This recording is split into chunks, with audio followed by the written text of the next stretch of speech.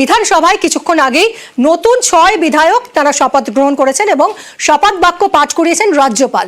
শপথ গ্রহণ অনুষ্ঠানে ছিলেন মুখ্যমন্ত্রীও, কিন্তু শপথ অনুষ্ঠানে ছিল না বিজেপি। জয় বাংলা স্লোগানেই শপথ পাঠ বিধায়কদের।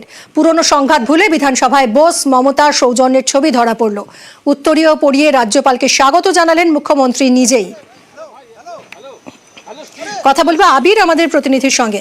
আবির, এর আগে আমরা দেখেছি নবনির্বাচিত বিধায়কদের শপথ বাক্য পাঠ করানো নিয়ে রাজ্যপাল সংঘাত হয়েছে বারবার। এবার ভিন্ন ছবিটা ঠিক কেমন ছিল? দেখো যে ভিন্ন ছবি, তুমি জানো যে ধূপগুড়ির উপনির্বাচনে জিতে আসা বিধায়ক নির্মল চন্দ্র রায়, পরবর্তী সময় সায়ন্তিকা বন্দ্যোপাধ্যায়, রিয়াজ হোসেন সরকার, তারও পরে শক্তি পাণ্ডে, কৃষ্ণ কল্যাণী, মধুপর্ণা ঠাকুর, এদের শপথ গ্রহণ পর্বকে ঘিরে রাজভবনের সাথে বিধানসভার একটা দূরত্ব তৈরি হয়। আজকে কোথাও একটা দূরত্ব কমলো দেখতে পাওয়া গেল, কারণ রাজ্যপাল তিনি নিজে আসলেন বিধানসভাতে, তিনি নিজে এসে শপথ বাক্য তিনি পাঠ করালেন এবং অত্যন্ত দ্রুত রাজ্যের পরিষদীয় দপ্তরের তরফ থেকে যে চিঠি দেওয়া হয়েছিল সেই চিঠি দেওয়ার প্রেক্ষিতে এই সিদ্ধান্ত গ্রহণ করা হয়। অনেকেই মনে করছেন যে রাজভবনও চাইছে প্রশাসনের সাথে বিধানসভার সঙ্গে তাদের যে দূরত্ব, সেই দূরত্ব অনেকটা কমাতে, এবং সেই কারণেই হচ্ছে আজকে রাজ্যপালের বিধানসভাতে আসা এবং এই শপথ বাক্য পাঠ করার বিষয়ে সিদ্ধান্ত নেওয়া।